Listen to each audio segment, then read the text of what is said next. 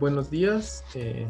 Hoy nos acompaña el doctor Iván San Martín Córdoba. Él es arquitecto por la Universidad Nacional Autónoma de México, filósofo por la Universidad del Claustro de Sor Juan Inés, maestro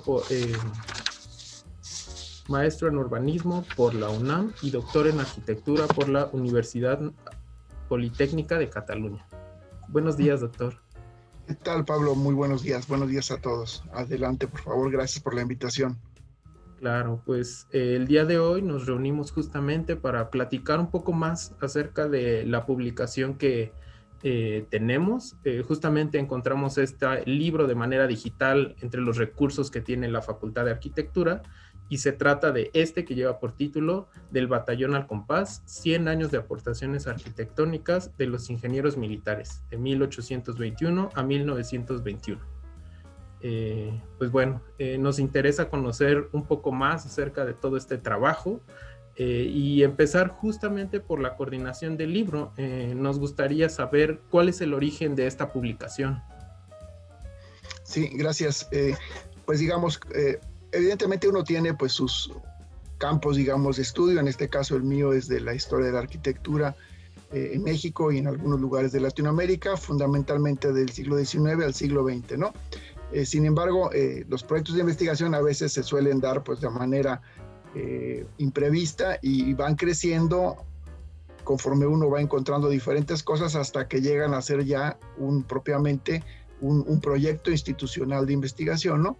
Este es el caso de este libro que se titula Del Batallón al Compás, porque bueno, el batallón pues significa la guerra, digamos, uno de los pues nomenclaturas que se utilizan en el ámbito militar, al compás, pues porque representa justamente la vida, digamos, del diseño arquitectónico sobre, pues, la geometría en un plano, ¿no? Entonces, por eso se llama Del Batallón al Compás, pues porque justamente representa la migración, por así decirlo, de gente que se educó dentro del conocimiento militar y que finalmente su mayor pues trascendencia probablemente haya sido en el campo del diseño y obra arquitectónica, ¿no? En un cierto periodo histórico. Este proyecto se origina en realidad de una manera un tanto fortuita porque estaba yo en un sabático por ahí del 2011, empecé a identificar una serie de inscripciones autorales, digamos, tradicionalmente llamados placas, ¿no? Pero realmente el nombre correcto sería inscripción autoral porque no todas son en placas, también hay grabados, también hay inserciones metálicas, es decir, todos estos elementos que identifican la autoría de una obra. Normalmente en cierta época, sobre todo el siglo XIX y principios del XX, pues fue muy habitual que se colocaran los nombres de los arquitectos o de los ingenieros civiles o de los ingenieros militares en las fachadas de los edificios, un poco no solamente para identificar quién había sido el autor, sino también, supongo yo, como una manera habitual de comercialización, ¿no? Es decir, la gente veía el nombre en las calles y entonces los potenciales clientes pues podían identificar qué obra les gustaba y entonces contactarlos a ellos en sus despachos, ¿no? Entonces así surgió y empecé pues por la colonia Roma, la colonia Juárez, la colonia Tabacalera, la colonia Cuauhtémoc, principalmente las colonias, digamos, centrales que tenían esta práctica de inscripciones autorales, y me empecé a encontrar con muchísimos ingenieros militares. Es decir, además de arquitectos y de ingenieros civiles, que también había mucho, me encontré con ingenieros militares que inclusive iban apareciendo el mismo nombre de diferentes maneras, ¿no? Al principio tenían el nombre de que decía ingeniero militar, en otras ocasiones solamente el mismo nombre lo ponían como ingeniero, y en otras ocasiones ya nada más ponían el nombre y a lo mejor algún dato del despacho, pero sin mostrar la adscripción militar. Y empezaron a aparecer una serie de nombres pues en algunos casos yo desconocía y en otros pues conocía obras muy pequeñas, muy pocas obras, y que fueron abultándose y fueron creciendo.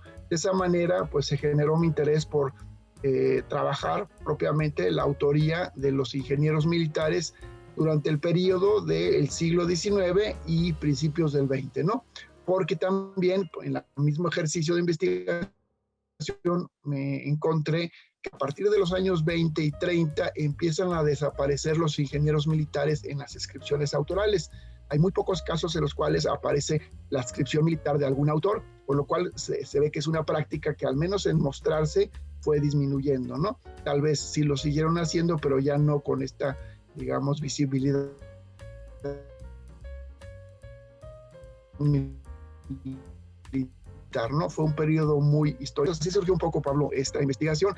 Como todo proyecto de investigación, pues se va nutriendo de colegas que tienen empatías intelectuales, afinidad sobre los mismos temas, y entonces se fue conformando propiamente el equipo de investigación. En este caso estuvo conformado por la doctora Mónica Cejudo, que es especialista en ingeniería y arquitectura militar de los siglos XVIII en adelante, y por la doctora Lucía Santana Lozada, que también se ha especializado especialmente en el ámbito de la educación y de los edificios escolares diseñados pues, por arquitectos y por ingenieros, ¿no? Su tesis de doctorado fue sobre cuestiones de la enseñanza. Entonces nos conformamos nosotros tres para finalmente solicitar el registro de un proyecto institucional de investigación.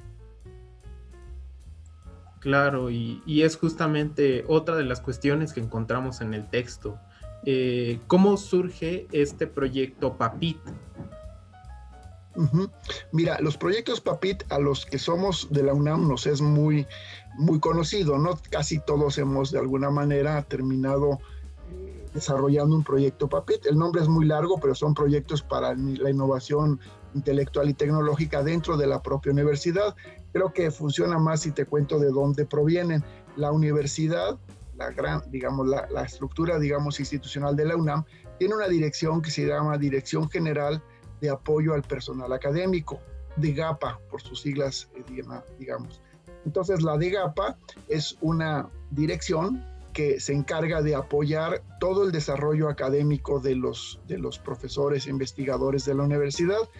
Esta dirección no solamente te brinda estímulos al salario, empezando por eso, ¿no? Sino también genera apoyos para estancias de investigación o para desarrollo de estudios de maestría y de doctorado de los académicos de tiempo completo, pero también genera una bolsa, digamos, de presupuesto dirigida a fomentar los proyectos institucionales, estos que se llaman PAPIT. Son proyectos institucionales que llevan etiquetados recursos para que se desarrollen esos proyectos durante 2 años en una primera etapa, y si el proyecto va abonando y va generando productos de investigación, se amplía a 4 años, ¿no? Que fue justamente el caso. Nosotros tuvimos 4 años de este apoyo. El apoyo significa no solamente brindarnos posibilidades de contar con recursos, tanto técnicos como de apoyos, pues a presentar los primeros avances en otros espacios nacionales e internacionales del mismo proyecto, hasta finalmente la conclusión y el pago propiamente de la edición de un libro que puede ser tanto impreso como ahora digital, ¿no? Entonces, el proyecto, nosotros tres que te comentaba yo, la doctora Santana, la doctora Cejudo y yo, finalmente desarrollamos ya, le dimos forma un poco de proyecto de investigación y lo presentamos a la DGAPA, y tuvimos la fortuna de ser aceptados en este proyecto, y empezó a generarse pues el desarrollo y finalmente la conclusión después de 4 años del libro que ahora nos interesa comentar. Claro, es muy interesante también conocer toda esta parte detrás de la publicación que vemos. Y pues bueno, ya nos adelantaba un poco del libro como un trabajo multidisciplinario entre ustedes tres como coautores, pero ya entrando en particular, ¿cómo fue la labor colaborativa para poder realizar esta publicación? Gracias. Pues digamos, tiene que haber, pues en una investigación colectiva, pues lo más importante es definir los intereses temáticos, ¿no? En este caso, nosotros tres ya hemos colaborado en otros proyectos anteriores, con lo cual pues teníamos experiencia en cómo coordinarnos, trabajar bien, de manera armónica. Somos muy respetuosos los tres de los nichos de investigación de cada uno, y lo importante pues es potenciar el área de expertise de cada uno, ¿no? La doctora Cejudo, como te comenté al inicio, pues ha trabajado desde tiempo atrás en sus propios proyectos sobre la enseñanza y el ejercicio profesional de los ingenieros militares desde la colonia en adelante.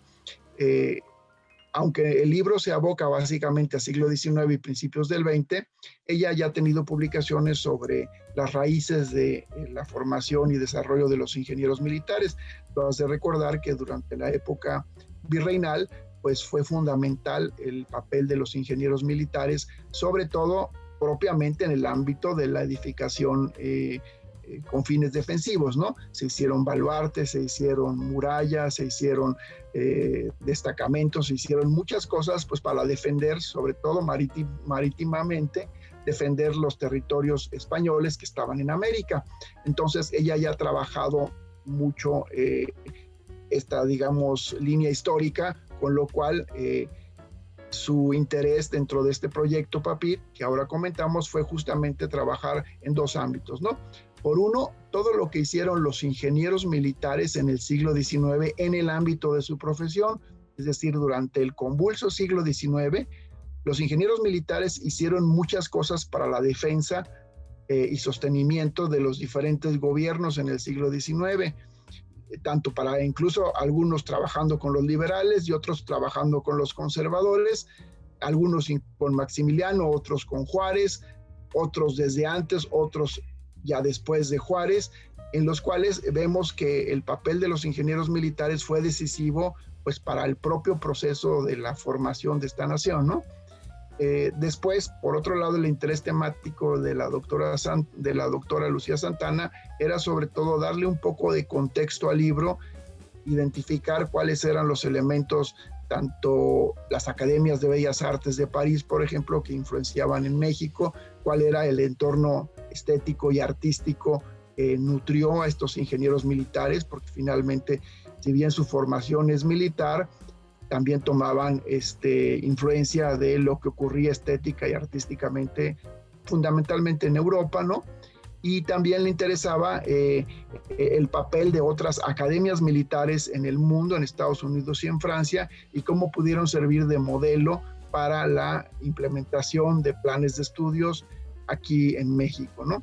Entonces, se fueron definiendo más o menos estos campos, estos nichos de interés temáticos de cada una de ellas, y finalmente yo me aboqué propiamente a la producción arquitectónica, tanto doméstica como comercial y gubernamental, de los ingenieros militares durante el Porfiriato, ¿no? Entonces, de esa manera quedó cubierto más o menos todo el espectro de 100 años, que es el que se menciona en el libro, de 1821 a 1921, en el cual pues se expone tanto el contexto histórico, el contexto estético y artístico, la formación misma de los ingenieros militares y su desarrollo laboral en el siglo XIX dentro del ámbito militar propiamente, con cuarteles, todos estos edificios que son de servicio para el propio desarrollo de su campo, y después yo al final la parte de la arquitectura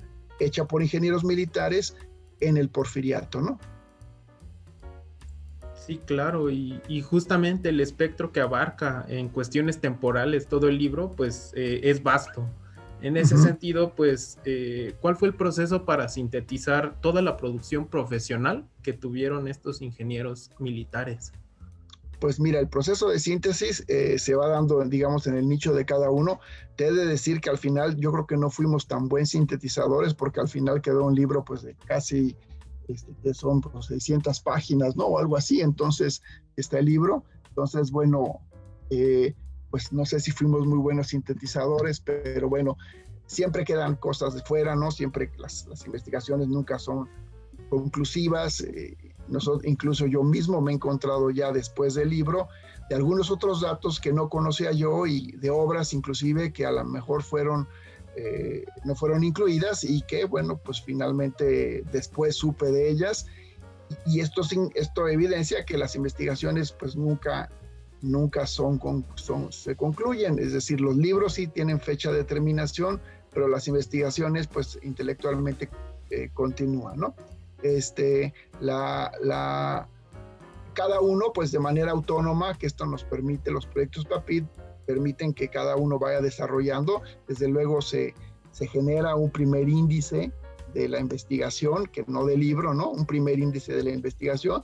Durante todos los años que dura el proceso, pues cada uno lo va desarrollando y lo va presentando en diferentes eventos académicos, hasta ya la definición propiamente del producto final.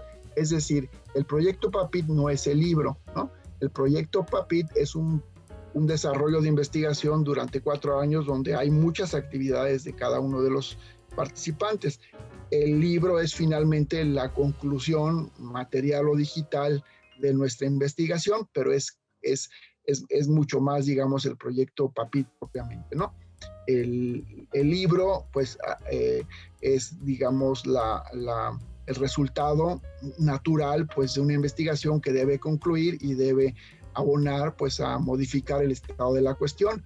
Habría que decirlo, y esto me parece que viene más adelante en otra pregunta, que hay muy poco escrito de ingenieros militares, entonces eso sin duda nos animó, porque sabíamos que lo poco, mucho que pudiéramos aportar, pues iba a ser en un nicho donde el estado de la cuestión pues era exiguo, era escaso, y que sin duda eso nos ayudaría a llenar una laguna historiográfica.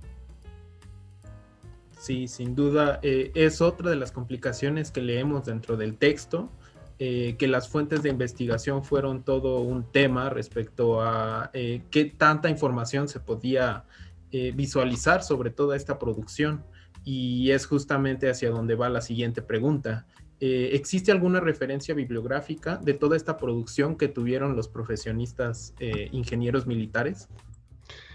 Pues había poca. Yo creo que el libro anterior a nosotros, que de una manera innovadora, oportuna y brillante sin duda, fue el libro de Israel Katzman del siglo XIX, Arquitectura del siglo XIX. Este libro apareció en el siglo pasado, a finales de los años 60, principios de los 70, y el libro de mi buen amigo Israel Katzman mostró una serie de obras de ingenieros militares. Él al final tiene un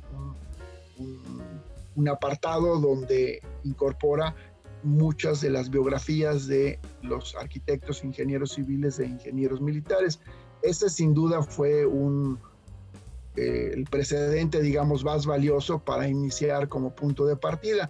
Sin embargo, pues obviamente el libro del siglo XIX en México tiene pues muchos otros objetivos, y entonces ahí estaban mencionados de manera complementaria, no marginal, sino complementaria, pero no era el objetivo principal, lo cual sí era para nosotros, ¿no? Entonces, a partir de ello, empezamos cada uno de nosotros a trabajar diferentes autores y que habían hecho con base al primer libro que de Katzman arrojó, ¿no? Tuvimos, pues, que apoyarnos, desde luego, en libros de historia en general, ¿no? De historia de México, para identificar, pues, las fechas, por ejemplo, de las diferentes etapas del colegio militar. Fue cambiando de nombre, fue cambiando de sede, iban modificándose las sedes propiamente del colegio militar, hasta finalmente llegar junto al alcázar del castillo de Chapultepec, donde tendrán su periodo de mayor desarrollo ya durante la época de Porfirio Díaz. Y entonces, una vez que empezamos a identificar un poco el panorama de los personajes principales que van apareciendo ahí, pues ya nos abocamos a casarlo con otras fuentes de información, por ejemplo las hemerográficas, que fue una gran, digamos, ayuda, porque la aparición en revistas y periódicos de noticias de lo que hacían los ingenieros militares en el siglo XIX o en el Porfiriato, pues fue fundamental. Ahí nos encontramos con otros nombres que no estaban mencionados por Katzman, por otras figuras totalmente desconocidas, pero también había omisiones, sobre todo de las del ámbito privado. ¿Por qué? Pues porque los periódicos reseñaban y identificaban nombres de ingenieros militares que tenían que ver con la gestión pública, ¿no? Pues con con la edificación de cuarteles, de escuelas, de edificios públicos, inclusive, ¿no? Ministerios, etcétera, pero se hablaba poco de las obras privadas, pues porque obviamente lo que le interesaba en los periódicos pues era mostrar las obras públicas, ¿no? Entonces faltaba toda esta parte y ahí nuevamente se nutre, en este caso con la investigación en campo, de todo el registro de obras, perdón, con inscripciones autorales que complementaron sobre todo la parte privada, la parte doméstica, que es muy grande. Entonces empezó a conformar ya un universo de obras y autores durante el periodo que estábamos estudiando. Sí, sin duda se entiende perfectamente la profunda investigación que implicó la realización de este proyecto. Profundizando un poco de lo que nos acaba de comentar, ¿cuáles fueron las complicaciones que implicaba abordar toda la producción arquitectónica de los ingenieros militares de finales del siglo XIX y principios del XX? Sí, bueno, hubo varias, digamos.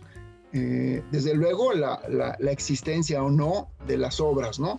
Porque en muchos casos se tenía ya identificada qué obra era y pues ibas a la investigación de campo o estaba totalmente destruida o estaba transformada, ¿no? Entonces el primer problema es que este acervo, digamos, patrimonial de obras, pues no siempre permanece, ¿no? En pie, pues por la propia desarrollo mismo de las ciudades, es natural que se vayan sucediendo las preexistencias y entonces no siempre se contaba propiamente con el edificio, ¿no? Sobre todo cuando es de carácter privado. Los públicos en general pues tienden a reutilizar más las construcciones, no así los privados que están sometidos a una serie de renovaciones y de intereses inmobiliarios, ¿no? El otro aspecto era pues en un principio fue una limitación, sin embargo nos pudimos apoyar muy bien con el archivo histórico de la Secretaría de la Defensa Nacional, la Sedena. La Sedena tiene un fondo histórico donde están los expedientes de muchísimos militares, ¿no? Tienen ahí cada uno su expediente militar. Una vez que pasan cierto número de años, el expediente personal pasa a integrarse al archivo histórico y ahí están pues justamente para investigadores que queremos adentrarnos. Pues los historiadores, por ejemplo, hay mucho historiador militar que se dedica a recrear historiográficamente pues los momentos históricos de la nación, ¿no? Hay cartógrafos, hay ingenieros geógrafos, en fin, hay muchos interesados en este archivo y hay que decir además que lo tienen impecable, el acceso es desde luego gratuito, público, desde luego tienes que identificarte y dirigir una carta pues para mostrar cuáles son tus intereses y que además al final en las publicaciones haga un reconocimiento explícito de que mucho de lo que se vierte ahí pues es producto del archivo histórico de la Sedena, ¿no? Entonces, bueno, pues fuimos a consultar cada uno de los tres en diferentes momentos, en diferentes etapas de la investigación, a los archivos históricos. Cuando tienes el nombre, pues es muy fácil porque simplemente das el nombre de la persona, del militar, y entonces te van dando las carpetas de sus expedientes, ¿no? Entonces, bueno, obviamente, por ejemplo, de Porfirio Díaz Hijo, ¿no? Pues ingeniero militar, obviamente pues había 2 o 3 legajos muy grandes, pues ¿por qué? Pues porque fue una figura que tuvo una impronta importante, ¿no? En otros, por ejemplo, el ingeniero Canseco, ¿no? Pues en realidad tenía una sola hoja nada más, el expediente era una sola hoja de una carta que él dirigió a la Sedena, donde solicitaba trabajo, toda vez que la revolución había pasado y entonces pues se quedaba, ya no tenía mucho ejercicio profesional y quería regresar al ejército a continuar, pero lo valioso de esa única hoja es que ahí relataba todo lo que había hecho él de obras en el ámbito privado desde el momento que se había separado. Entonces a veces una sola hoja te brinda mucho más que 2 o 3 carpetas que hablan de cuestiones que no son de interés para el arquitecto sino para otros historiadores, ¿no? Entonces eso, digamos, pues fue un primer impedimento, pero al mismo tiempo pues se abrió una ventana. También hay que decir que hay autores de los que no encontramos absolutamente nada, es decir, que a pesar de saber que fueron educados en el colegio militar, y que fueron cadetes y se graduaron como ingenieros militares, el archivo militar no tenía absolutamente nada en ese nombre, ¿no? ¿Qué ocurrió? Bueno, pues porque pues hubo una revolución de por medio, ¿no? Es decir, de 1911, que es cuando deja el poder el general Díaz, a 1921 más o menos, que empieza la estabilización de un régimen presidencialista, pues hubo ahí 10 años pues de luchas intestinas donde pues todo este acervo, pues obviamente a veces se veía destruido con la propia dinámica de un enfrentamiento pues entre las mismas facciones, ¿no? Entonces, pues sí hubo autores que ahí de plano pues no pudimos encontrar nada, pues porque no había información, ¿no? Y finalmente el otro, digamos, impedimento, por así decirlo, sería propiamente el ideológico, ¿no? Impedimento en el sentido de una cuestión prejuiciosa, ¿no? Es decir, a partir de 1921 sabemos se instaura pues un régimen presidencialista que con el tiempo pues va a ir desarrollándose pues en un régimen post-revolucionario que esgrime pues una serie de logros ideológicos en contra del régimen anterior. Así ha sido siempre en todos los cambios históricos de todos los pueblos, ¿no? Donde el régimen anterior pues acumula todos los defectos y todas las disparidades posibles en oposición al régimen triunfante, que detenta, pues enarbola pues todos los logros sociales, económicos, políticos, etcétera.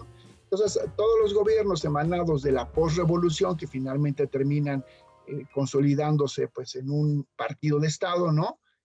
Pues evidentemente para ellos ideológicamente asumirse como triunfadores, como benefactores del pueblo mexicano, pues hacen una denostación y una desacreditación del régimen anterior, y entonces pues viene pues toda la carga negativa que puede tener el porfiriato, ¿no? Entonces todo lo que se hizo con Porfirio Díaz pues es negativo, todo lo que se hizo, bueno, pues simplemente eran cuestiones escenográficas, cuestiones, en fin, hay incluso muchos intelectuales que hablan y de manera pues muy puntual sobre los efectos negativos del porfiriato. El mismo Diego Rivera pues tiene textos donde digamos descarga pues toda su valoración negativa en torno al régimen de don Porfirio, cuando él además fue benefactor porque él estuvo becado en París gracias a una beca del régimen, ¿no? Entonces eso habría que quitarlo un poco. Entonces nosotros los tres lo que quisimos fue, a ver, es un libro de arquitectura donde queremos valorar lo que hacen los ingenieros militares en la arquitectura, que es lo que nos interesa. No es una historia política, no es un libro de filosofía política, no nos interesa su participación en el ámbito propiamente político, a menos que tenga una expresión arquitectónica o urbanística. Entonces, eso fue como un elemento importante para nosotros tres, para no asignarle una carga negativa al libro. No se trata ni de defender ni de reivindicar de manera ciega, simplemente mostrar. Por ejemplo, pongo un caso, el hijo de Porfirio Díaz, ¿no? Pues obviamente se educó en el colegio militar, seguramente pues tuvo grandes beneficios con la posición privilegiada que tenía él de ser el hijo del primer mandatario durante 30 y tantos años del ejercicio de su padre, ¿no? Obviamente muchos proyectos públicos seguramente fueron asignados, como diríamos hoy, por dedazo, ¿no? Es decir, totalmente pues sin concurso ni con prácticas pues de totalmente nepotismo, podríamos decirlo, ¿no? Sin embargo, bueno, lo que nos interesa es mostrar la obra. Entonces, pues hizo tal o cual obra, ejerció en tal o cual ámbito militar, privado, doméstico, gubernamental. Entonces, tratar de quitarles ese velo ideológico de denostación, de carga negativa, y simplemente juzgarlos como los que son. Fueron ingenieros militares que a nosotros nos interesa por su contribución a la arquitectura y al urbanismo, ¿no? Y hasta ahí, ¿no? Sí, precisamente esa transparencia creo que es muy puntual dentro del libro y es uno de los argumentos más interesantes que uno puede encontrar. Esta manera de adentrarse en la investigación de toda la producción arquitectónica que tuvieron estos profesionistas, pues Al menos en mi caso creo que sí fue completamente nuevo encontrar este tipo de textos. Y ya como nos adelantaba un poco, nos interesa un poco conocer sobre el acercamiento al archivo militar. ¿Qué tan recurrente se volvió a consultar el archivo militar como fuente de información para esta investigación? Pues mira, cada uno de nosotros fue en diferentes momentos y acudió a buscar diferentes personajes, ¿no? Porque ahí lo que tienes que ingresar es el nombre de la persona que te quieres, que te interesa consultar, ¿no? Entonces lo hicimos en diferentes meses, realmente nunca coincidí ni con Lucía ni con Mónica, cada uno pues de manera autónoma iba a consultar lo que le interesaba, ¿no? Y bueno, pues entras al archivo y estás ahí trabajando y llega un momento pues que se vuelve pues como una parte de tu agenda, por así decirlo, ¿no? Yo hubo meses en los que iba pues por lo menos 2 veces a la semana al archivo histórico. En ocasiones pues dejas de ir, después vuelves a ir a la siguiente semana pues porque vas procesando la información, ¿no? Te dejan tomar fotografías sin ningún problema de los expedientes, ¿no? Lo único es el compromiso pues es que se tiene de que cuando tú publiques o divulgues esos datos, pues hagas mención que provienen de un archivo que está pues cuidadosamente preservado por la Sedena, ¿no? Ahí en sus instalaciones en pues, Periférico Norte y Ejército Nacional, en ese rumbo, ahí tienen el complejo donde está depositado el archivo militar, ¿no? Y bueno, pues hay salas de consulta y se vuelve pues una práctica habitual. Hay muchas cosas pues que te pones a leer en los archivos que aunque no forma parte propiamente de la arquitectura, pues sí conviene registrarlo, es decir, hacer tus fichas pues para ir reconstruyendo un poco las vidas, ¿no? Y aquí también mencionaría yo, si has podido revisar someramente el libro, que en algunas partes tiene mucho del componente social de las personas.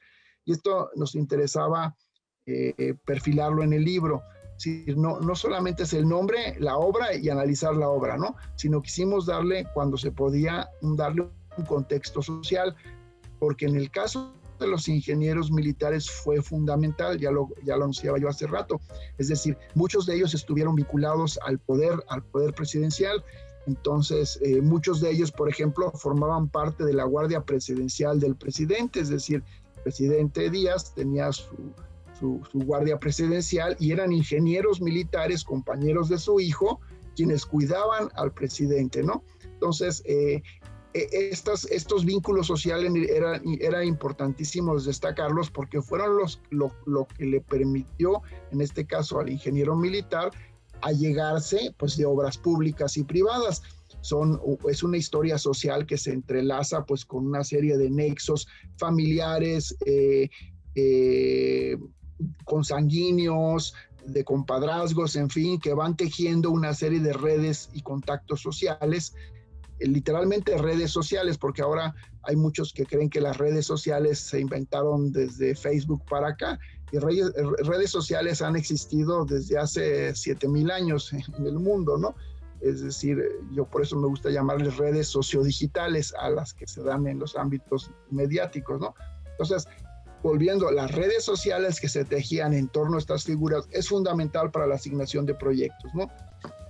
Muchos de ellos, de estos ingenieros militares, la práctica profesional privada los hacía tan exitosos que terminaban finalmente separándose del ejercicio militar y abocándose a sus despachos, ¿no? Tenemos muchísimas obras domésticas que dan muestra de que eran muy exitosos, ¿no? Ya más adelante te hablaré de algunos de ellos, ¿no?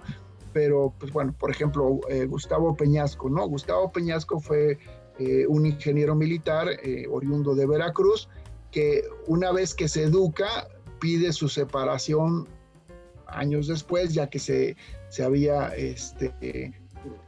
digamos, recibido o titulado de ingeniero militar, trabaja un tiempo en el colegio militar, da clases y finalmente fue tan exitoso que termina primero pidiendo una licencia, ¿no? Dice que está enfermo y todo esto se encuentra en el archivo militar, están las cartas de los médicos que lo atendieron Él mostraba, por ejemplo, cartas donde decía que estaba muy enfermo, que se ponía muy nervioso trabajando en el ejército, y en cambio están las cartas de los médicos militares donde dicen que está perfecto, que no hay ninguna afección, que no tiene por qué, que no debe utilizar médicos privados para comprobar su estado de salud, que son los médicos militares los que deben de identificar si existe algún mal, hasta que finalmente renuncia al ejército y se dedica al ejercicio de su profesión.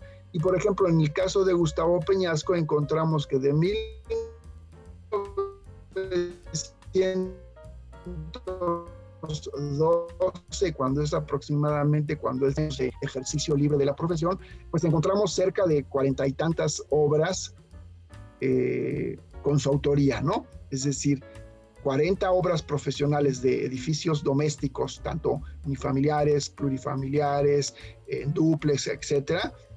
Habla pues de un gran éxito profesional, porque 40 obras importantes en 10 años, pues no las tiene cualquier profesionista, ¿no?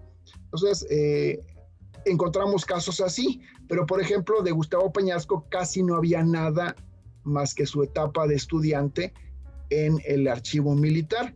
Entonces es cuando tienes tú que ir, digamos, combinando diferentes fuentes. Algunos datos los arroja el archivo militar, pero otros no.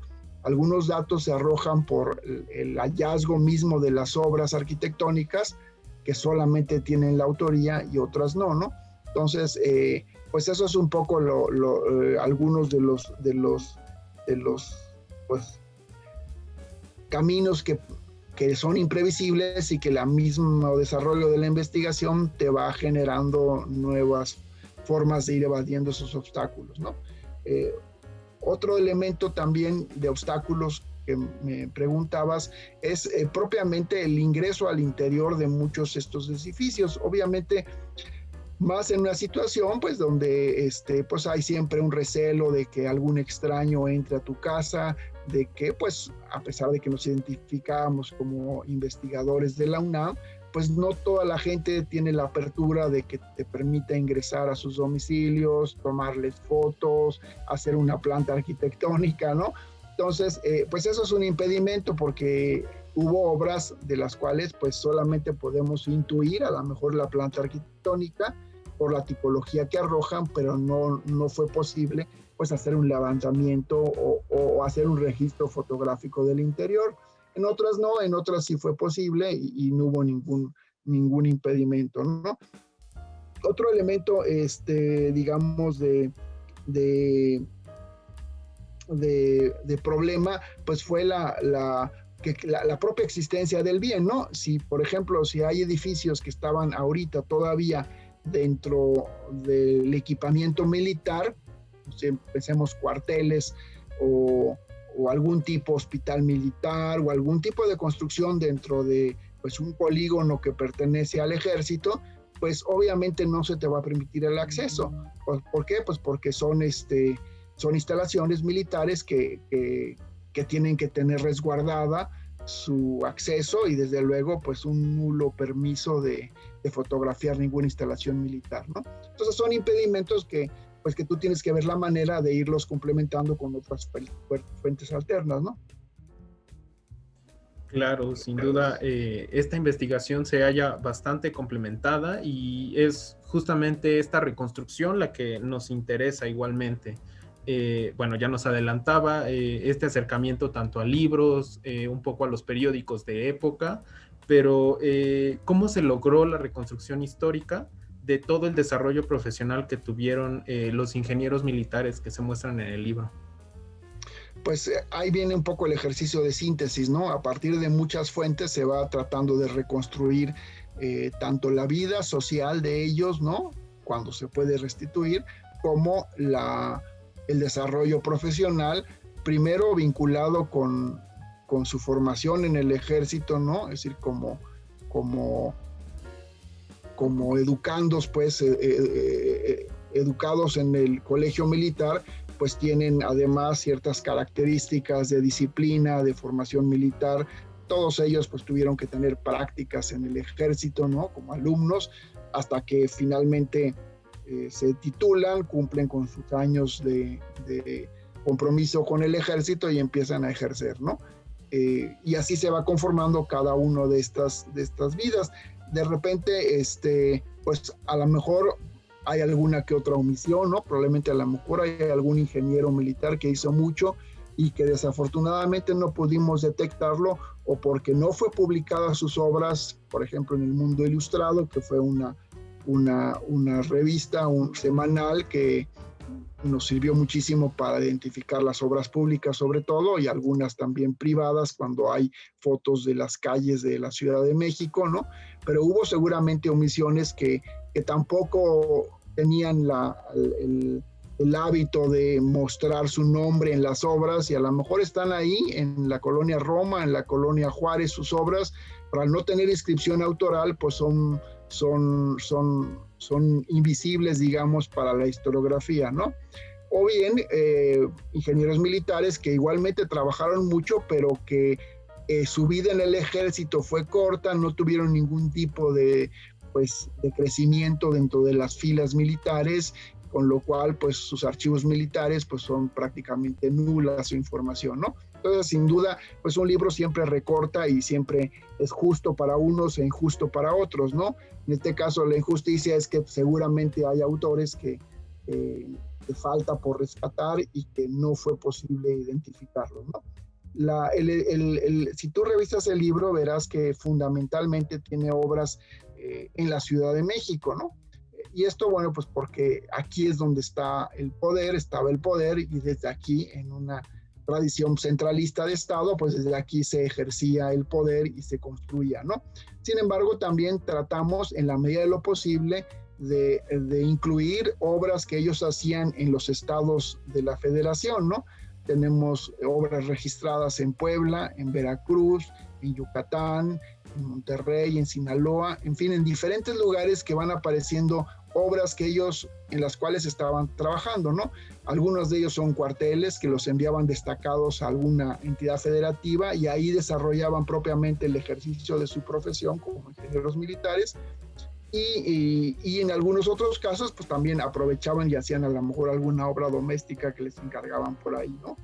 Entonces tratamos de que hubiera una perspectiva nacional en el libro. Sin embargo, reconocemos que fundamentalmente el peso lo lleva la Ciudad de México, pues por la misma actividad centralista que ellos tenían, ¿no? Toda vez que se separaban del ejército, casi siempre terminaban trabajando aquí en la capital, ¿no? Eventualmente llegaron incluso a estar exiliados muchos de ellos, ¿no? Pues obviamente si estaban tan cerca del presidente, ¿no? Si formaban parte de las guardias presidenciales y tenían cargos públicos en algunos casos, ¿no? Pues obviamente cuando cae en mayo y el general Díaz presenta su renuncia y sale del país, pues muchos de ellos, los que estaban muy comprometidos, pues también salieron al exilio, por así decirlo, ¿no? Entonces, algunos se van a Estados Unidos, ¿no? Con la esperanza de que el régimen siguiente sea benéfico y puedan regresar, y muchos ya no regresan, ¿no?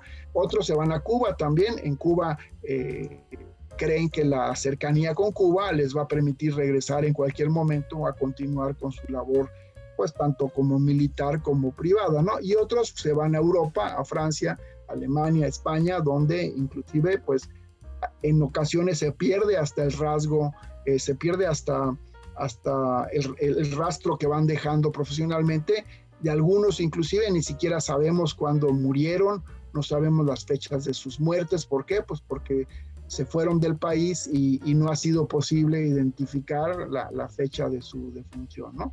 En otros casos sí llegaron a regresar, ¿no? Por ejemplo, el mismo Gustavo Peñasco que te decía, él no estuvo en ningún cargo público, él se separó del gobierno mucho antes, es decir, no tuvo ningún compromiso ideológico, y entonces él siguió construyendo y diseñando, pues las que te digo, ¿no? Cerca de 40 y tantas construcciones en plena revolución.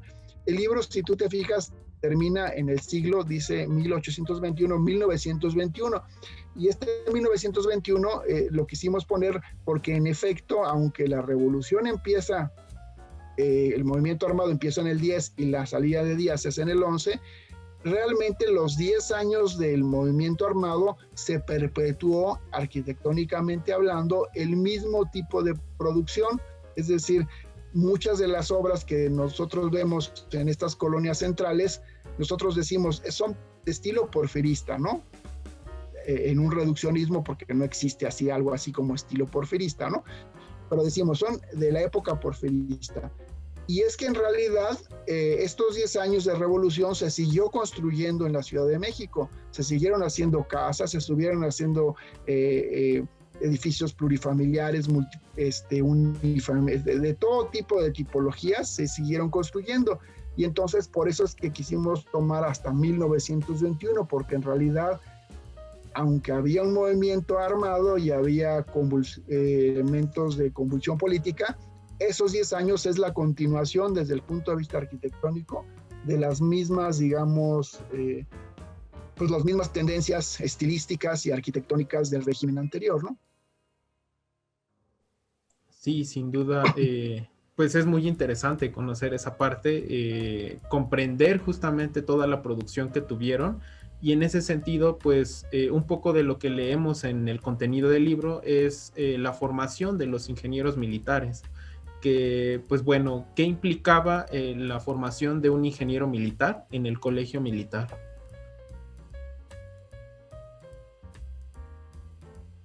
Sí, en eso también nos abonó mucho los expedientes militares.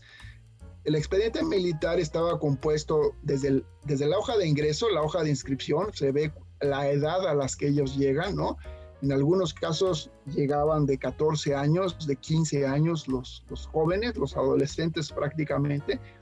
Llegaban pues mandados por sus familiares, firmaba el padre para poderlos inscribir ahí, y finalmente ahí se iban a terminar de formar como adultos, porque pues obviamente a los 14, 15, 16 años que llegaban muchos de ellos, incluso todavía a veces no tenían la edad y estaban como en un periodo de prueba, ¿no? Había una que se llamaba Escuela de Aspirantes, estaba en Tlalpan, ¿no? La Escuela de Aspirantes eran justamente un primer año, digamos, como propedéutico para antes de ingresar propiamente al colegio militar, porque eran tan jóvenes que todavía no tenían la edad reglamentaria, ¿no? Los padres firmaban y entonces en algunos casos incluso hasta aparece una fotografía del joven aspirante cuando es ingresado, aparecen sus apellidos, el nombre del padre, el nombre de la madre, y esto también es importante porque a veces pues nada más ellos firmaban con un apellido nada más. Eso te va dando un perfil de cómo entraron ellos y cómo van avanzando. Y obviamente, como cualquier alumno, cada año se expedía una hoja pues de desarrollo estudiantil. Están los planes de estudio, a ellos les tocan por lo menos 2 en el periodo estudiado, por lo menos 2 diferentes planes de estudio como ingenieros militares. Entonces, desde el inicio ellos manifiestan que tú sabes que hay diferentes cuerpos. Hay quien no le interesa ser ingeniero militar y quiere irse por otro camino, pero ellos desde el principio quieren ser ingenieros y toman el plan de estudios de la ingeniería militar. Tienen desde luego todas las materias están ahí, desde luego matemáticas, geometría aritmética, cálculo, etcétera. Se nota por los planes de estudio que era una educación muy sólida, ¿no? Tienen también materias de arquitectura, ¿no? Hay materias de delineación, de dibujo arquitectónico, hay materias de topografía, materias de cálculo, digamos, de estructuras. Tienen también una clase de historia de la arquitectura, con lo cual ellos también tienen una noción cultural de cómo se ha ido desarrollando la arquitectura. Claro, el plan de estudios les brinda todas estas fortalezas porque lo que quiere es formar ingenieros militares que trabajen dentro de las Fuerzas Armadas, ¿no? Entonces, ese es el interés de formarlos de esa manera.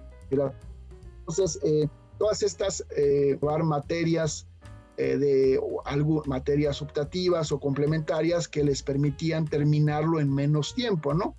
Y desde luego también había alumnos pues que no se lo echaban en 6 años, sino en 7 o en 8, ¿no?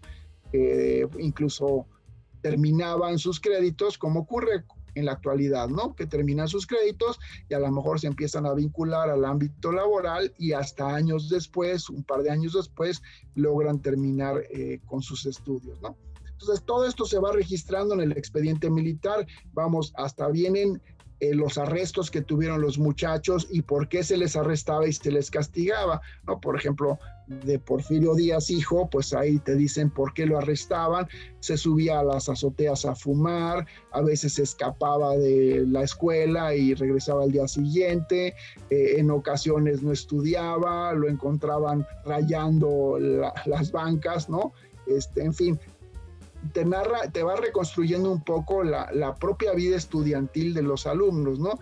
Y ahí te va poniendo en cada semestre, pues si tuvo buena conducta o mediana conducta o tuvo muchos arrestos por mala conducta, ¿no? Entonces vas viendo que era una educación sin duda privilegiada, ¿no? Pero donde podía entrar cualquiera, es decir, como cualquier perfil de ingreso, pues ellos identificaban quiénes tenían aptitudes, pero lo mismo podía entrar el hijo de Porfirio Díaz, como podía entrar un joven que venía de un estado de la República, donde ahí no había formación militar y que no tenía recursos económicos y que sin embargo era aceptado dentro del colegio militar para darle una posibilidad de estudio y de vida, ¿no? Digna. Entonces, en ese sentido, pues el colegio militar tuvo una gran aportación, ¿no? Lo sigue siendo, ¿no? Lo sigue siendo hoy el colegio militar y la formación. Digo, hoy sabemos inclusive lo mucho que están trabajando los ingenieros civiles en el actual gobierno, ¿no? Como muchas obras públicas las están teniendo ellos. ¿Por qué? Pues porque más allá de afinidades o filias o fobias que podamos tener con las figuras políticas actuales, la verdad es que los ingenieros militares tienen muy buena formación y es reconocido por ellos y por externos, ¿no? Y lo mismo ocurre, por ejemplo, con los médicos, ¿no? Los médicos militares son de extraordinaria calidad hoy en día, ¿no? El hospital militar es uno de los bastiones, digamos, de la ciencia, ¿no? En médica en México. Entonces, bueno, pues esto es una tradición realmente, ¿no? Y por eso es que en el periodo que nos interesaba a nosotros reconstruir, pues vemos que el colegio militar pues tenía sin duda una formación con planes de estudio, pues que incluso lo hace Lucía Santana, los compara con otras academias militares en Estados Unidos y en Francia, y estábamos pues con las mismas, digamos, aspiraciones curriculares que otros lugares del mundo, ¿no? Sí, claro, ese desglose de todo el conocimiento que tenían y el alcance que podían tener como profesionistas, pues es muy interesante. Digo, tener este acercamiento propiamente, pese a que no existía este conocimiento de su formación, pues sí es un complemento bastante enriquecedor. Que justamente, pues bueno, nos enlaza un poco con la siguiente pregunta, que es justamente ¿cuál fue el papel de los ingenieros militares en la arquitectura de finales del siglo XIX y principios del XX? Sí, digamos, pues fueron uno de los tantos profesionales que trabajó, digamos, ¿no? Sin duda la arquitectura hecha por arquitectos nacionales y extranjeros durante el periodo es sin duda muy reconocida, ¿no? Se han publicado mucho sobre lo que hicieron los arquitectos, ¿no? Famosos profesionistas, ¿no? Que están ahí sus obras y que son obras públicas y privadas que todavía existen, ¿no? También hubo muchos ingenieros civiles que trabajaron muchísimo, sobre todo más que en la capital, en los estados, porque recordarás que en muchos estados pues no hubo escuela de arquitectura hasta bien entrado el siglo XX, con lo cual quienes trabajaban eran los ingenieros civiles, ¿no? Pero también una porción importante fueron los ingenieros militares que ahora nos ocupan.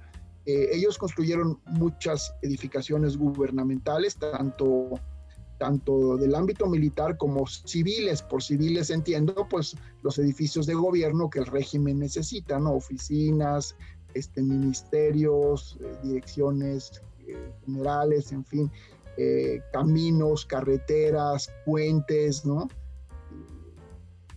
Hay, digamos, todo un trazo incluso de carreteras y de caminos férreos, ¿no? Que son trazados en el país durante el siglo XIX y el siglo XX, hecho por ingenieros militares, ¿no? Desde luego aspectos estratégicos como pueden ser aduanas, como pueden ser telégrafos, correos, en todos tuvieron, digamos, incorporado los ingenieros militares porque pues tenían esta formación que les permitía. Digamos, el comportamiento al parecer de los ingenieros militares por su propia formación eran muy pragmáticos, ¿no? Como ingenieros que eran muy pragmáticos, muy operativos, ¿no? Se puede identificar que solucionaban de manera inmediata las cosas por su misma formación, misma intelectual y técnica, ¿no?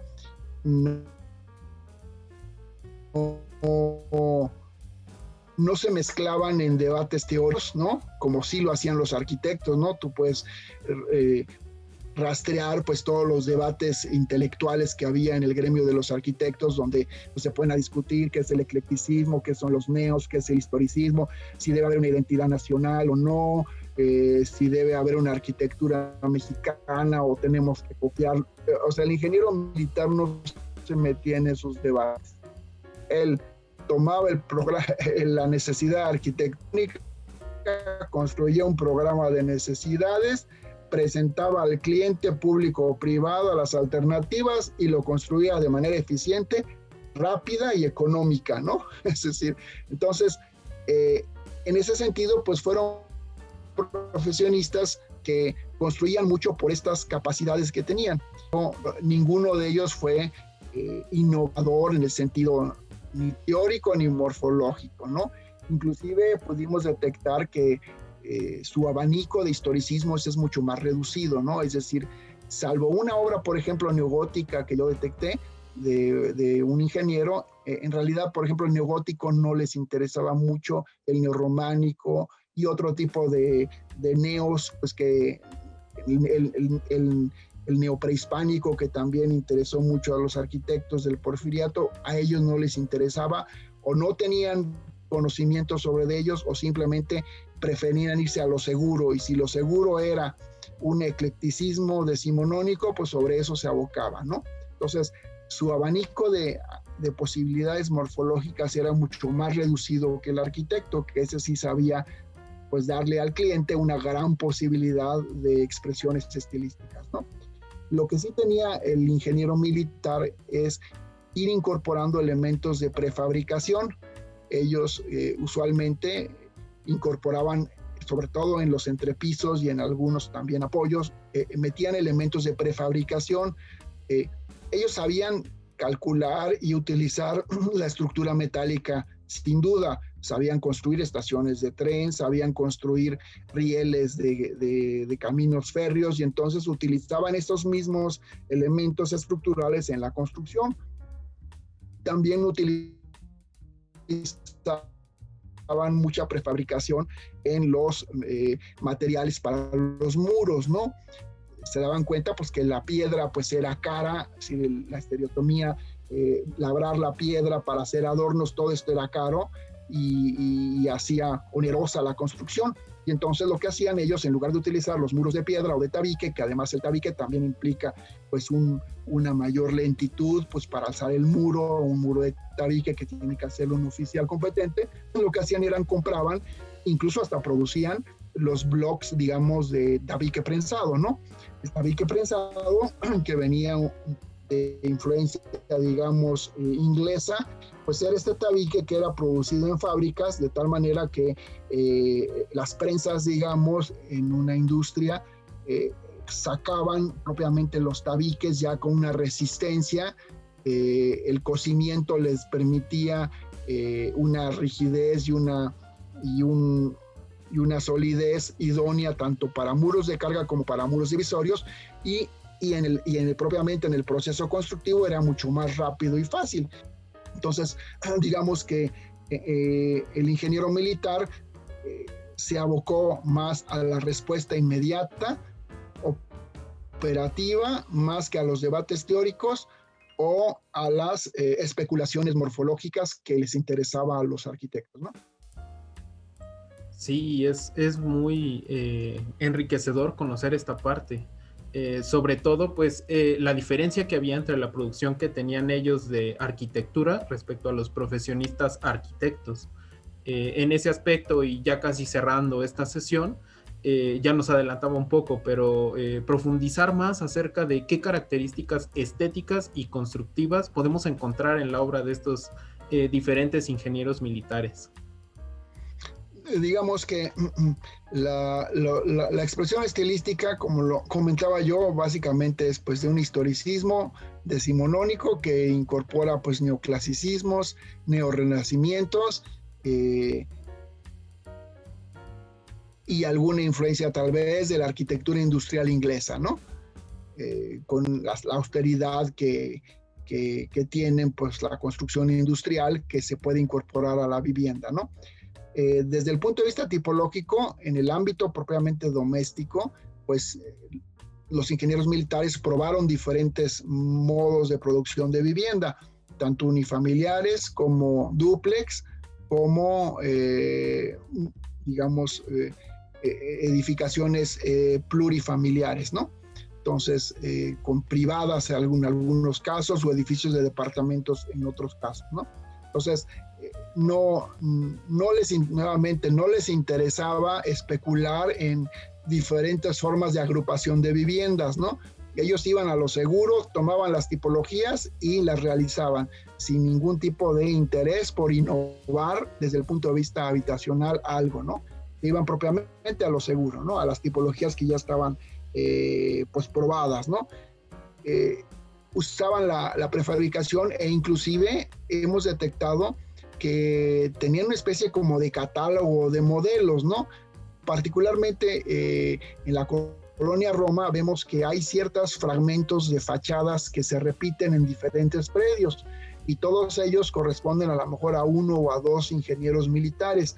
Se puede aducir que ellos tenían una especie como de catálogo en los cuales ellos mismos pues jugaban con sus fachadas y iban armando, digamos, ya casi en una producción ya casi en serie, ¿no?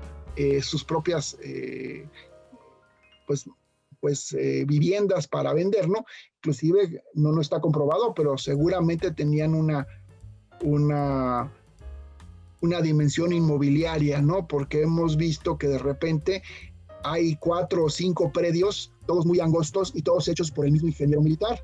Entonces, significa que o ellos mismos compraban los terrenos, los subdividían y iban haciendo las viviendas en serie, ¿no? O tenían un inversor que era el que compraba los terrenos y ellos iban produciendo los diseños y la construcción. Entonces, hay también un desarrollo inmobiliario propiamente de ellos y por lo menos están inmersos en ello.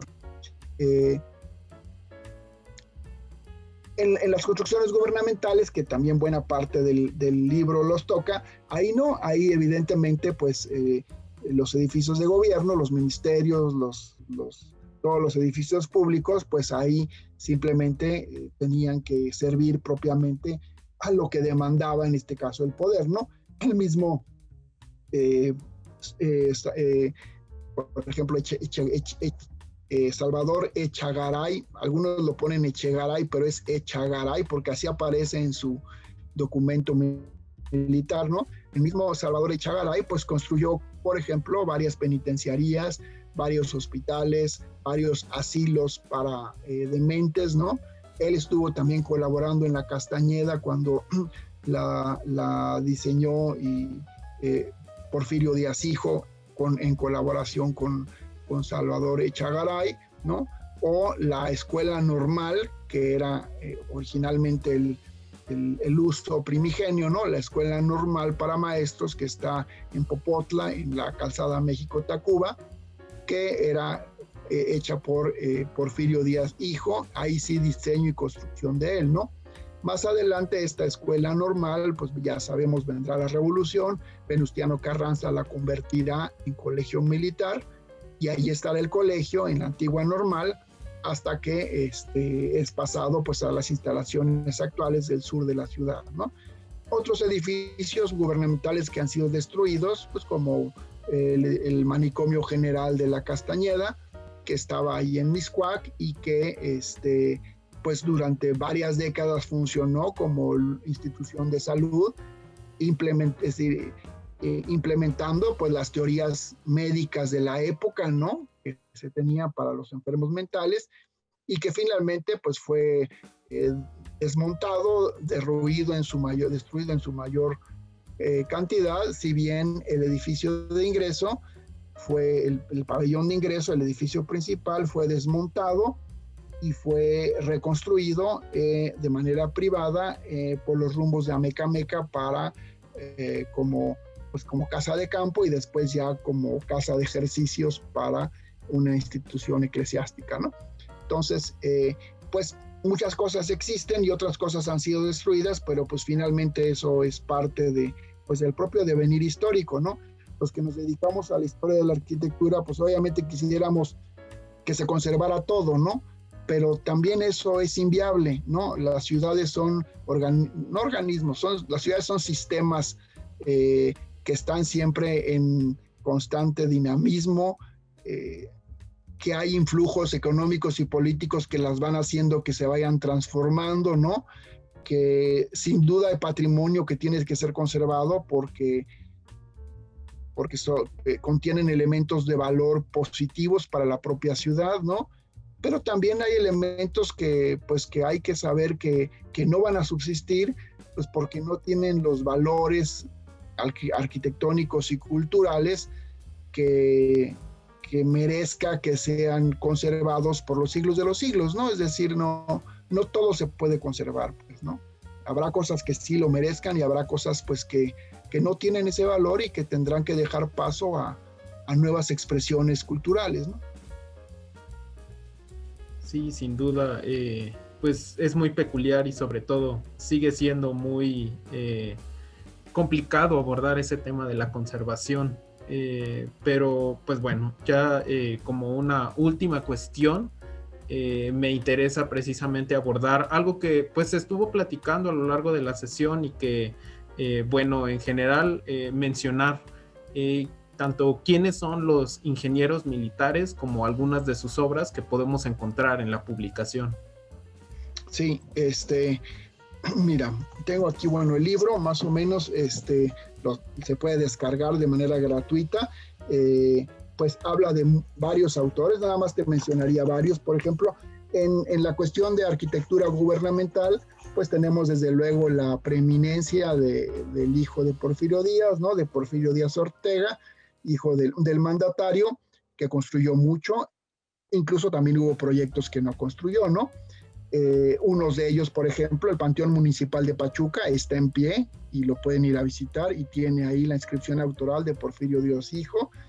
Adecuaciones a edificios públicos en la Ciudad de México, la Escuela Normal para Profesores que te cuento que terminó siendo colegio militar ahí en la calzada México-Tacuba, o el Manicomio General de la Castañeda que estaba en los rumbos de Mixpac, ¿no? Del capitán Salvador Echagaray, y esto menciono que es capitán porque no siempre se saben los diferentes grados que van teniendo, en algunos casos sí se sabe de los ascensos y en otros no se sabe qué grado tuvieron, y siempre se pone el último, ¿no? El capitán Salvador Echagaray, pues tuvo obras en Veracruz, en Yucatán, esto que te comentaba yo, penitenciarías, asilos, hospitales, ¿no? Tanto en la Ciudad de México, la Escuela de Jurisprudencia, que era un antiguo claustro conventual y que la terminó construyendo como adecuando para institución educativa, ¿no? Tenemos otros nombres también vinculados muy fuertemente al régimen de Díaz, como el capitán Ignacio León de la Barra Quijano, un ingeniero militar que después su hermano, era abogado, va a ser presidente interino. Cuando sale Díaz, su hermano León de la Barra va a ser justamente el interino mientras se designa un nuevo mandatario. Tenemos a los tenientes coroneles Armando Isaac Santa Cruz Rodríguez, que trabajó con Alberto Herrera Olivier. Inclusive ellos dos, Herrera y Olivier, aparecen en la inscripción autoral a manera como de despacho, ¿no? Aparecen los dos siempre los nombres, y solamente en algunos casos aparecen obras independientes fuera del despacho, pero la mayoría aparecen como mancomunados comercialmente, ¿no? Tenemos Alberto Robles Gil y Tolsá, que también hará monumentos públicos, ¿no? Y algunos otros ingenieros militares, de las cuales encontramos pues a lo mejor una obra nada más, y están agrupados en un solo subcapítulo, ¿no? Y después tenemos las obras domésticas y comerciales, donde algunos de ellos se repiten. Por ejemplo, pues Porfirio Díaz y León de la Barra hicieron obras domésticas y están ahí, es decir, casas, palacetes, villas, viviendas colectivas, etcétera. Salvador Echegaray también, que tuvo una práctica, ya lo decíamos, gubernamental, pero aparecen otros que se ve que no tuvieron obra pública y que solamente tuvieron obra privada, como pueden ser el teniente Ernesto Canseco, que te digo que en el expediente militar solamente había una sola hoja, y que esa hoja era tan importante porque arrojaba pues todo el desarrollo curricular que él había tenido fuera del ejército. Por ejemplo, de Ernesto Canseco identificamos un casino en el casino de Santa María la Ribera, que está en pie, pues ya está casi cayéndose, son unos paredones nada más en Santa María la Ribera. Bueno, el casino principal de la colonia Santa María la Ribera pues fue hecha por este ingeniero militar, ¿no? Encontramos el mayor José Espinosa y Rondero, que tiene edificios de vivienda en el centro de la ciudad. Él, por ejemplo, no tuvo obra pública, él básicamente es obra privada. El capitán Eduardo Prieto y Sousa, los Prieto y Sousa ya venían de Guadalajara, y ya hay arquitectos también que habían trabajado, y en cambio él era ingeniero militar. El teniente coronel Armando Santa Cruz Rodríguez, que también tuvo obra importante, sobre todo en Puebla. Los hermanos Alberto y Luis Robles Gil y Tolsá, porque eran descendientes de Manuel Tolsá, ellos hermanos también tuvieron obra privada importante. Y el final, que es el remate del último capítulo, que es el mayor Gustavo Peñasco Hidalgo, veracruzano, que te comentaba yo que pues en los 10 años que duró el movimiento armado, pues hizo más de 40 obras privadas en la Ciudad de México. E inclusive pues vas viendo el desarrollo de cómo aparecen en la inscripción autoral. Primero se ponía ingeniero militar, porque además eso era un mandato de las normas militares. El reglamento militar te decía que si tú pedías un permiso para ejercer libremente la profesión, estabas obligado a anteponer tu formación militar en la inscripción. Pues tenían que ponerse ingeniero militar Gustavo Peñasco Hidalgo. Esa práctica en realidad era una norma que no siempre cumplían todos, ¿no? El mismo hijo de Díaz no siempre ponía que era ingeniero militar, a veces nada más se ponía ingeniero, ¿no? Y el mismo Gustavo Peñasco, vamos a ir viendo que lo va a perder. A lo largo de que fue la revolución, ya nada más se ponía ingeniero, y después se ponía Gustavo Peñasco Constructores, y después al final nada más era Peñasco desarrolladora inmobiliaria. Vamos viendo que va a dar, ¿no? Entonces básicamente pues sería la invitación de que quienes deseen constatar pues la calidad de estas obras arquitectónicas, pues que desde luego no compren el libro, pues porque el libro es de Open Access, está abierto para poder ser bajado digitalmente en las páginas de la facultad, ¿no? Se meten en la página de la Facultad de Arquitectura de la UNAM, le dan clic a publicaciones, ahí aparecen libros digitales y ahí está el libro, ¿no? Finalmente, ya a lo mejor a manera de corolario o de sumario de esta interesante invitación que me hicieron, la Fundarc de México, es simplemente que el libro tiene un objetivo, digamos, más allá de la cuestión de los ingenieros militares. El libro persigue, digamos, un mensaje importante para los arquitectos, ¿no? O arquitectas, todos nosotros, ¿no? La arquitectura no solo está hecha por arquitectos, ¿no? Quien crea que la arquitectura solo es hecha por arquitectos o arquitectas, pues está en un craso error y no sabe realmente cómo es, ¿no? Los arquitectos han creído durante siglos que son los únicos que tienen la potestad para construir y diseñar bien. Y esto es una falacia, ¿no?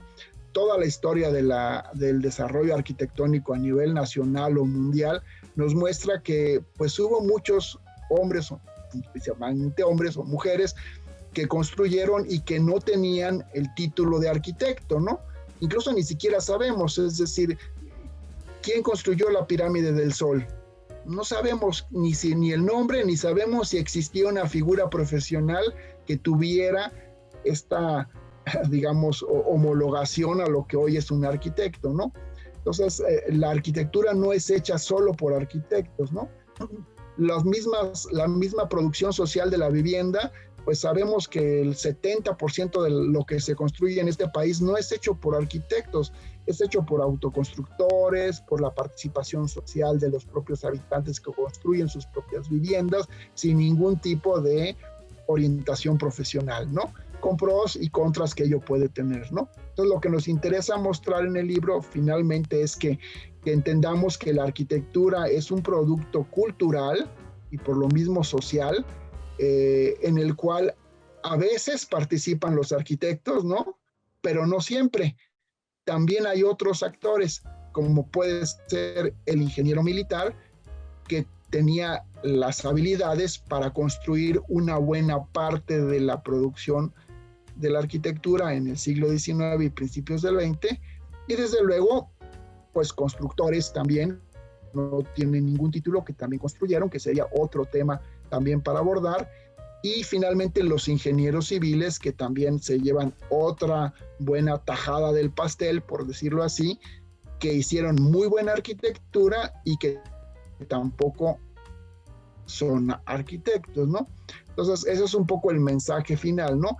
Que desde la historiografía de la arquitectura no solo nos interesa registrar lo que hacen o diseñan los arquitectos, sino que lo que nos interesa es registrar la arquitectura como producto cultural, en donde a veces hay arquitectos, pero en otras ocasiones hay otros actores profesionales, como este de los ingenieros militares que hoy nos ocupó.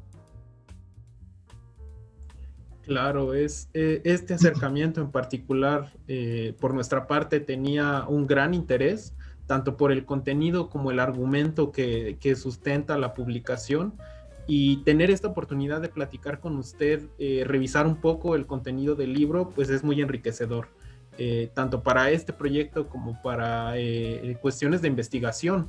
El tener el referente de que existe y el por qué existe este libro, pues sin duda es un apoyo enorme para las futuras generaciones, tanto de investigadores como arquitectos. Esta cuestión que nos menciona precisamente de comprender que la arquitectura va mucho más allá de la que produjeron solamente los arquitectos, pues abre el panorama completamente. Entonces, le agradecemos mucho que haya tomado el tiempo de estar con nosotros, de sumarse a esta iniciativa, y que pues sigamos difundiendo todo este trabajo que, como ya mencionó, está de manera gratuita y tiene un interés particular para nosotros y para dar a difusión en general. No sé si quiera cerrar con alguna otra cuestión. Pues al contrario, yo te agradezco mucho. Y desde luego nada más agradecerte, Pablo Nochebuena, por la conducción de esta entrevista. Desde luego hacer, digamos, pues, patente a Fundar, dirigida por nuestra colega María Bustamante Harfuch, que desde hace muchos años pues ha sostenido el liderazgo de esta fundación, finalmente que persigue fines de divulgación de la cultura arquitectónica.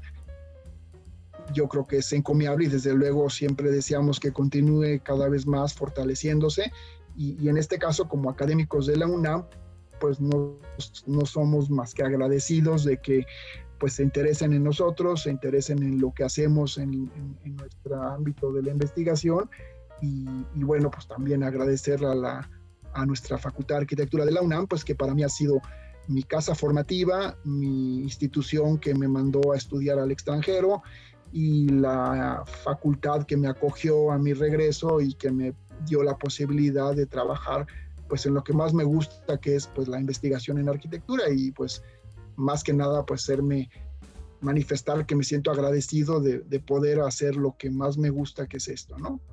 Muchas gracias, Pablo, y gracias a María también.